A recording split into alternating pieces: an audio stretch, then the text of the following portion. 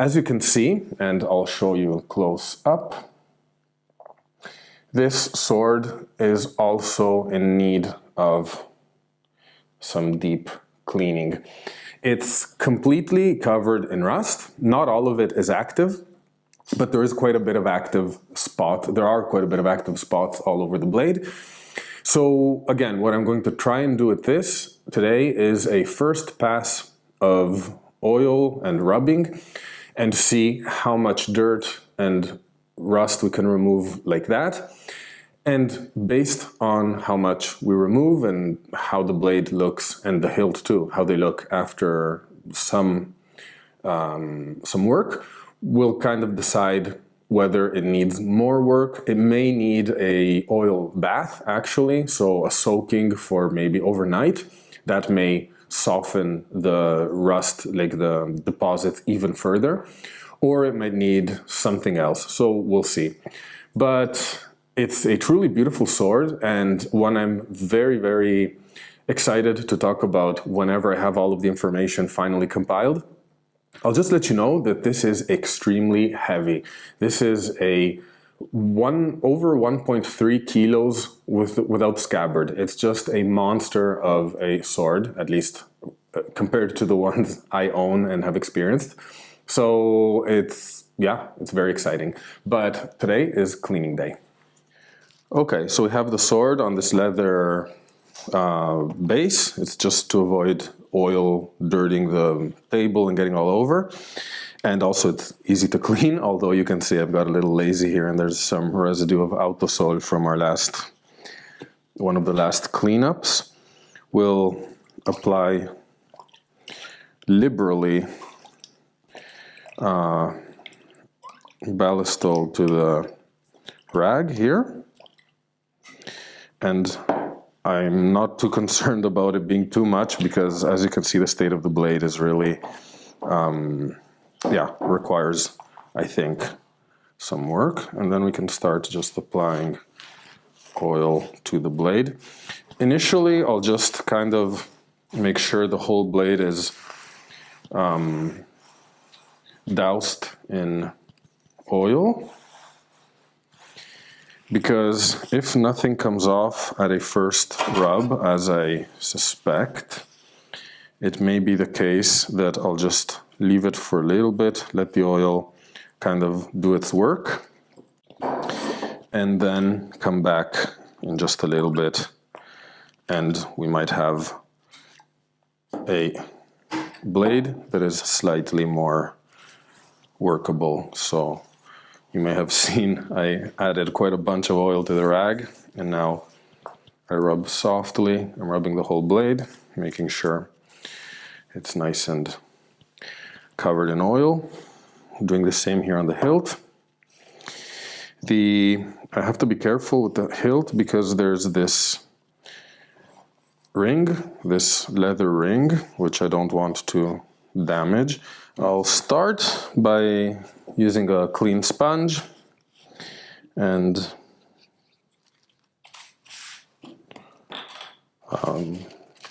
getting a bunch of oil on it. But I have the feeling that this is a sword that is going to need autosol. This is so far maybe the one I've had with the worst and most widespread amount of rust, old rust and stuff. So I really get the impression that this is going to need a little more work. But let's give it a try, because it's always beautiful to see the brown liquid rust pop up. So yeah, you can see it there, right? Yeah.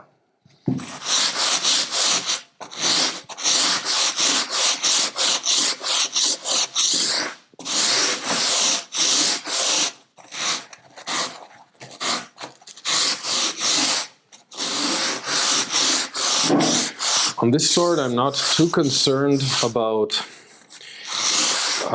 direction or small micro scratches for now, because it's so covered in rust that, yeah, I feel like that's not really going to make a big difference, at least in this first phase of removal.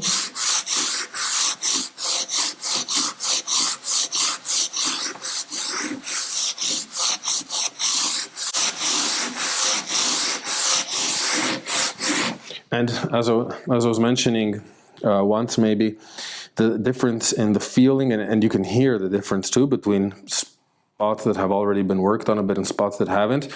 Listen to this. Versus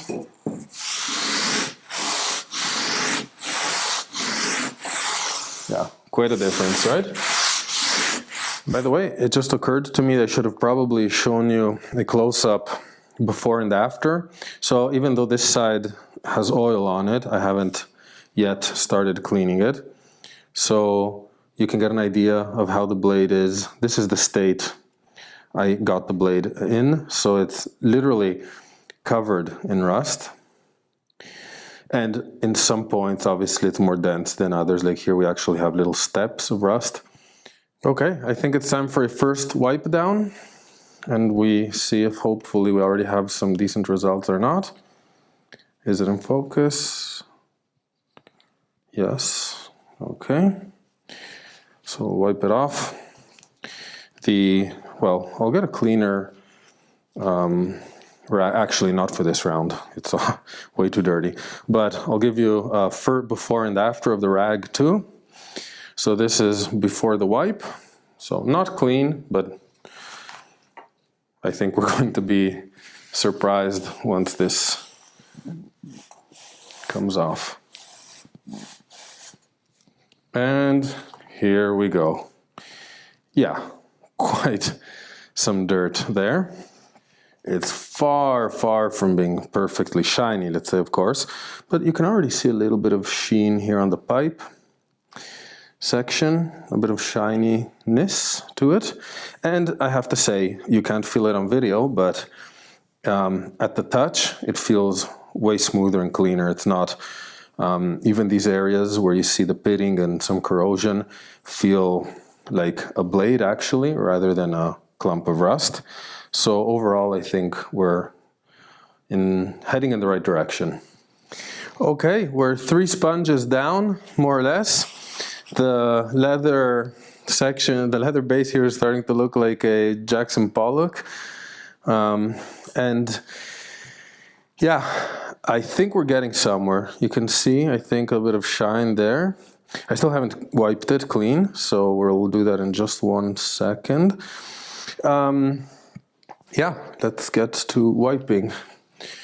So we'll find another semi-clean spot on the green rag here, and we'll see a before and after.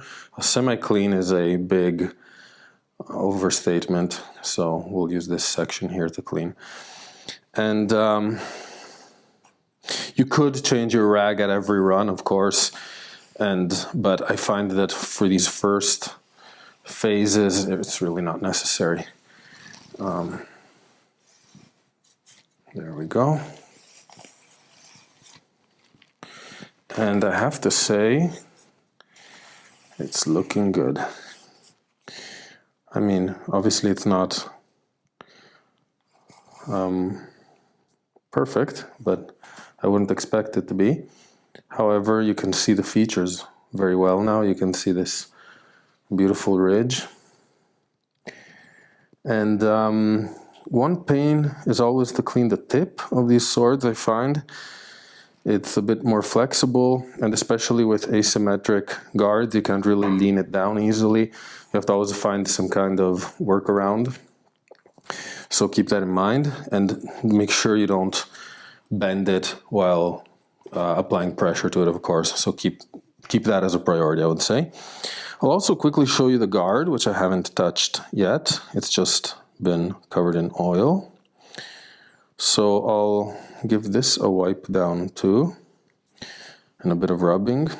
And I think then we'll move on to a little bit of autosol. I have the feeling it might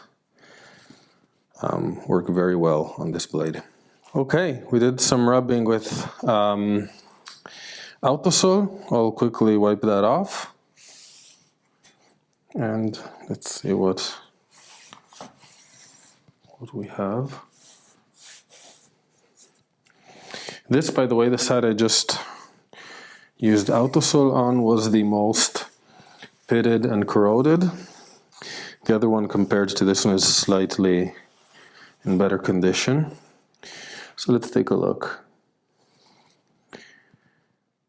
I mean, obviously corrosion is still there, but rust is gone and it's starting to have a little bit of a shine to it. Its features are now finally more defined. So I think, yeah, I continue to think, I maintain we're on the right track. Now just as a comparison, this is the side without autosol. But as I mentioned, it was the side in better condition. So I'll quickly work on this one and then I'll get back to you.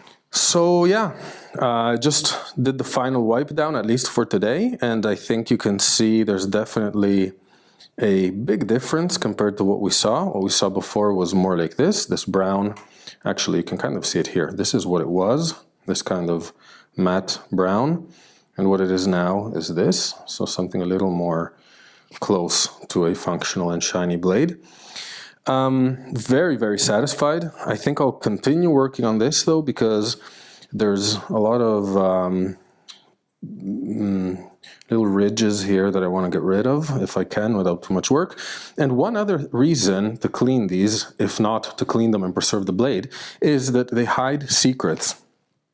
So this blade specifically has these maker's marks and inspection proof marks that I had not been able to see before. They were completely covered in rust. I won't spoil them because we'll keep them for another video, but I can confirm, I think they confirm my hypothesis I mentioned earlier. So we're heading down the right track, both in terms of cleaning and in terms of identifying this sword. But I think it's my dinner time now, so I'll leave this for tomorrow. So, phase one of the cleaning of the sword is concluded, and it was a sweaty affair, that's for sure. And I say phase one because I absolutely am convinced I'm going to keep cleaning the sword and polishing it. It is because it may still hide information. So what happened in this first rough cleaning phase is that a lot of markings and inscriptions emerged that were actually hidden by layers of rust and oxidization. And those would have been invisible, and they're crucial to being able to identify the sword and actually being able to tell its history with a certain amount of precision.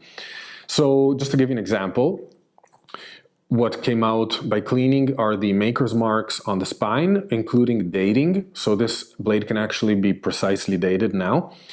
And another inscription that popped out here is under here. I'm sure you can't see it on the camera now, but we'll get to it in the video where we talk about this sword in its context. And this is more regimental marks, similar to the ones on the top of the guard, but different. And these prove these kind of describe the history of the sword within the unit it was assigned to, and also the history of the unit itself. Big disclaimer, I'm not going to polish this sword too far, I'm not going to damage or destroy it. For all of my swords, their historical value is what is the most important to me, so don't worry about that. But in this case, I choose the markings and hidden information over deposits, for example. But I'm definitely going to be coming soon with a video diving into the history of the sword, its model, its unit. There's a lot of information that was hidden here, and I really love this sword because it's one of the few ones that I can actually pinpoint the unit that used it. So stay tuned for that video. And in the meantime, while I prepare that one, more sword videos will be coming out, of course. So thank you for watching, and I hope you enjoy the stuff I do.